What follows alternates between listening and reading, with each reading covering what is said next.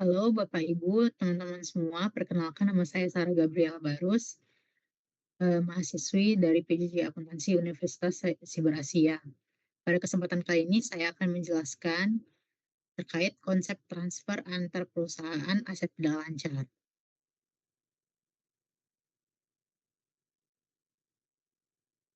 Transfer aset antar perusahaan. Transfer antar perusahaan aset tidak lancar terjadi ketika satu entitas dalam sebuah kelompok usaha, misalnya induk dan anak perusahaan, atau antar anak perusahaan, menjual atau mengalihkan aset tidak lancar seperti tanah, bangunan, peralatan, atau aset tidak berwujud kepada entitas lain dalam kelompok usaha yang sama. Meskipun transaksi ini sah dari sudut pandang hukum, dari sudut pandang konsolidasi, transaksi tersebut dianggap sebagai transaksi internal. Kelompok usaha dan memerlukan penyesuaian untuk menghilangkan dampak transaksi tersebut dari laporan keuangan konsolidasian. Tujuan utama. Tujuan utama dari penyesuaian ini adalah untuk menyajikan aset tidak lancar tersebut pada laporan keuangan konsolidasian seolah-olah penjualan atau pengalihan antar perusahaan tidak pernah terjadi. Ini berarti yang pertama, eliminasi laba atau rugi belum terrealisasi. Keuntungan atau kerugian yang dicatat oleh entitas penjual dari transaksi antar perusahaan harus dieliminasi. Laba atau rugi ini dianggap belum terrealisasi dari perspektif kelompok usaha karena aset tersebut masih berada dalam kendali kelompok usaha. Laba atau rugi ini akan terrealisasi hanya ketika aset tersebut dijual kepada pihak eksternal atau pihak ketiga. Kedua, penyesuaian nilai tercatat aset. Nilai tercatat aset tidak lancar di laporan keuangan konsolidasian harus kembali ke nilai tercatat aslinya pada buku entitas penjual sebelum transaksi antar perusahaan. Dikurangi akumulasi depresiasi atau amortisasi yang seharusnya. Lalu yang ketiga, penyesuaian beban depresiasi atau amortisasi. Beban depresiasi atau amortisasi yang dicatat oleh entitas pembeli setelah transaksi antar perusahaan juga perlu disesuaikan. Beban depresiasi atau amortisasi konsolidasian harus didasarkan pada nilai tercatat aset tersebut, bukan pada harga transfer antar perusahaan. Transfer aset tidak lancar dapat dibagi menjadi dua jenis utama berdasarkan arahnya. Yang pertama, transfer arus ke hulu atau upstream transfer. Anak perusahaan menjual aset tidak lancar kepada induk perusahaan. Lalu yang kedua, transfer arus ke hilir atau downstream transfer. Induk perusahaan menjual aset tidak lancar kepada anak perusahaan. Meskipun arah transfer berbeda, prinsip eliminasinya sama. Perbedaan mungkin timbul dalam alokasi laba atau rugi yang belum terrealisasi antara kepentingan pengendali dan non-pengendali jika ada. Tanpa eliminasi yang tepat, laporan keuangan konsolidasian akan terlalu tinggi atau overstate aset dan ekuitas. Jika transfer menghasilkan keuntungan, nilai aset akan tercatat lebih tinggi pada buku pembeli dan laba yang belum terrealisasi akan meningkatkan laba ditahan atau ekuitas. Lalu bisa saja terlalu rendah atau understate atau terlalu tinggi overstate beban depresiasi atau amortisasi. Tergantung apakah aset dijual di atas atau di bawah nilai bukunya. Beban depresiasi atau amortisasi yang dicatat oleh pembeli akan berbeda dari yang seharusnya dicatat secara konsolidasi. Ayat jurnal eliminasi secara umum, ayat jurnal eliminasi untuk transfer aset tidak lancar yang menghasilkan keuntungan atau penjualan di atas nilai buku adalah sebagai berikut. Pada tahun penjualan, debit itu ada keuntungan penjualan aset tidak lancar untuk menghilangkan keuntungan yang belum terrealisasi.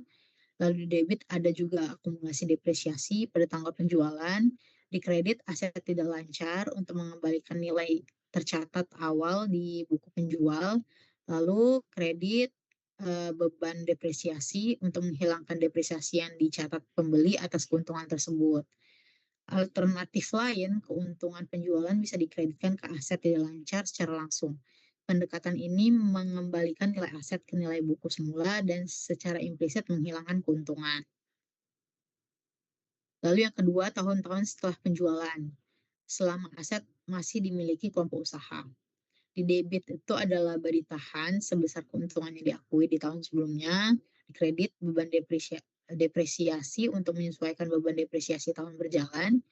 Lalu di kredit juga ada aset tidak lancar untuk mengurangi nilai aset secara proporsional dengan depresiasi tahun atas keuntungan.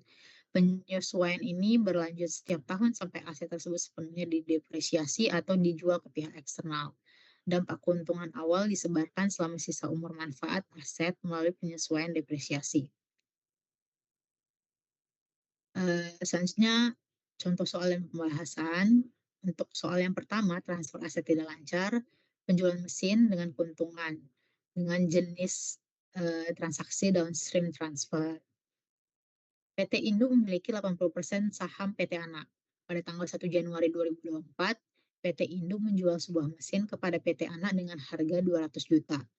Informasi mesin di buku PT Induk sebelum penjualan yaitu biaya perolehannya 250 juta, akumulasi depresiasi per 1 Januari 2024 itu 80 juta, nilai buku per 1 Januari 2024 170 juta setelah dikurangi oleh akumulasi depresiasinya. Lalu sisa umur manfaat 5 tahun dengan metode garis lurus nilai residunya 0.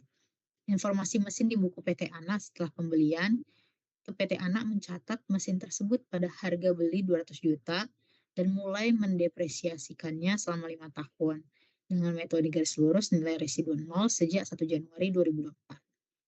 Yang diminta, buatlah ayat jurnal eliminasi yang diperlukan untuk penyusunan laporan keuangan konsolidasian pada A 31 Desember 2024, yaitu tahun penjualan, dan B 31 Desember 2025, yaitu tahun setelah penjualan. Analisis transaksinya. Keuntungan penjualan di buku PT Indo itu harga jualnya 200 juta, nilai bukunya 170 juta. Keuntungan penjualannya itu berarti 30 juta. Depresiasi tahunannya di buku PT Anak 200 juta, harga jualnya dibagi 5 tahun, yaitu sebesar 40 juta per tahun. Di mana seharusnya secara konsolidasi berdasarkan nilai buku awal PT Induk, seharusnya nilai buku itu sebesar 170 juta dibagi 5 tahun, sebesar 34 juta per tahun. Selisih depresiasi yang perlu dieliminasi itu 40 juta yang tercatat pada PT Anak, kemudian dikurang 34 juta depresiasi konsolidasi, yaitu sebesar 6 juta per tahun. Selisih ini juga sebenarnya berasal dari depresiasi atas keuntungan yang belum terrealisasi, yaitu di awal tadi sudah dihitung keuntungannya 30 juta, dibagi masa manfaat 5 tahun, yaitu sebesar 6 juta. Ayat jurnal eliminasi 31 Desember 2024 pada tahun penjualan. Ini tujuannya menghilangkan keuntungan penjualan mesin sebesar 30 juta yang dicatat PT Indo. Lalu yang kedua, menyesuaikan nilai tercatat mesin kembali ke nilai buku PT Indo sebelum penjualan sebesar 170 juta dan menghilangkan depresiasi yang dicatat PT Anak atas keuntungan yaitu sebesar 6 juta. Jurnal eliminasinya pada debit keuntungan penjualan mesin sebesar 30 juta, kreditnya mesin 30 juta. Jurnal ini untuk menghilangkan keuntungan penjualan mesin yang belum terrealisasi. Kemudian jurnal selanjutnya di debit ada akumulasi depresiasi sebesar 6 juta, di kredit beban depresiasi sebesar 6 juta. Jurnal ini untuk menyesuaikan beban depresiasi yang dicatat PT Anak agar sesuai dengan dasar konsolidasi atau eliminasi depresiasi atas keuntungan penjualan. Penjelasan tambahan, eliminasi keuntungan penjualan sebesar 30 juta mengurangi laba bersih konsolidasi tahun 2024. Eliminasi beban depresiasi sebesar 6 juta meningkatkan laba bersih konsolidasi tahun 2024. Secara keseluruhan, dampak bersih terhadap laba konsolidasi di tahun penjualan adalah penurunan sebesar 24 juta, di mana 30 juta dikurang 6 juta. Kemudian selanjutnya ayat jurnal eliminasi pada tanggal 31 Desember 2025 tahun setelah penjualan. Tujuannya yaitu menyesuaikan saldo laba ditahan awal periode untuk menghilangkan dampak keuntungan yang belum terrealisasi dari tahun sebelumnya. Kedua, menyesuaikan beban depresiasi tahun berjalan dan akumulasi depresiasi kumulatif.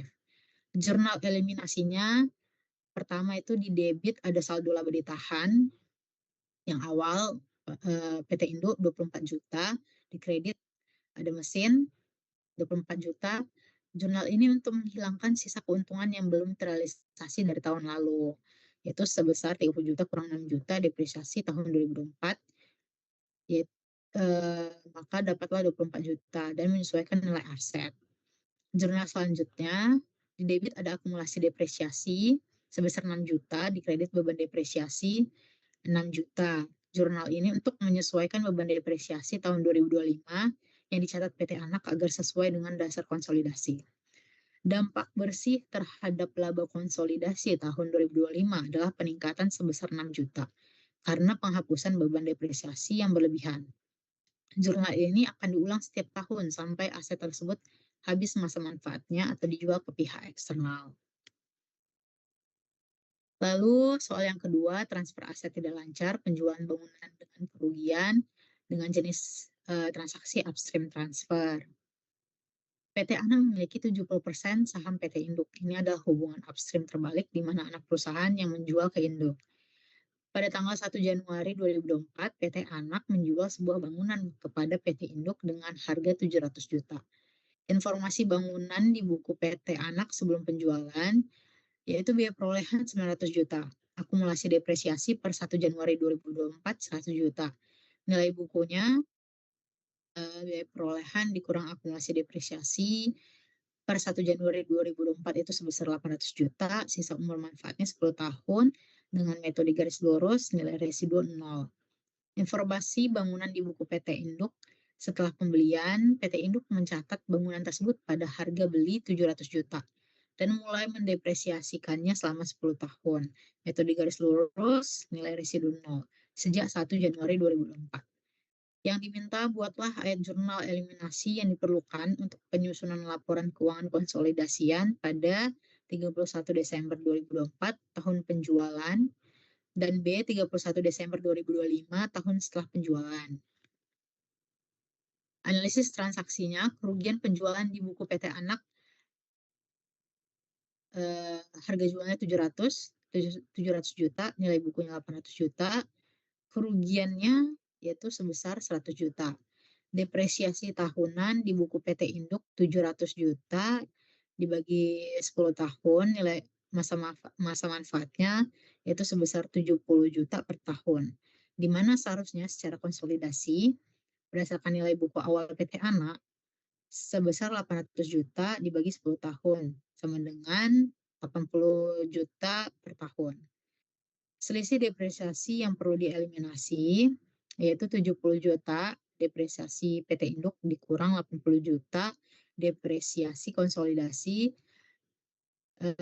sama dengan 10 juta per tahun. Selisih ini berasal dari depresiasi atas kerugian yang belum terrealisasi, yaitu kerugian 100 juta dibagi 10 tahun masa manfaat dapatlah 10 juta karena kerugian depresiasi yang dicatat PT Induk lebih rendah dari yang seharusnya. Ayat jurnal eliminasi 31 Desember 2024 pada tahun penjualan. Tujuannya menghilangkan kerugian penjualan bangunan sebesar 100 juta yang dicatat PT Anak. Lalu menyesuaikan nilai tercatat bangunan kembali ke nilai buku PT Anak sebelum penjualan sebesar 800 juta dan menyesuaikan depresiasi yang dicatat PT Induk atas kerugian 10 juta. Jurnal eliminasinya yang pertama di debit bangunan aset 100 juta, di kredit kerugian penjualan bangunan 100 juta. Jurnal ini untuk menghilangkan kerugian penjualan bangunan yang belum terrealisasi. Lalu jurnal selanjutnya di debit ada beban depresiasi 10 juta, di kredit akumulasi depresiasi sebesar 10 juta. Jurnal ini untuk menyesuaikan beban depresiasi yang dicatat PT Induk agar sesuai dengan dasar konsolidasi atau menambahkan depresiasi atas kerugian penjualan. Eliminasi kerugian penjualan sebesar 100 juta meningkatkan laba bersih konsolidasi tahun 2024.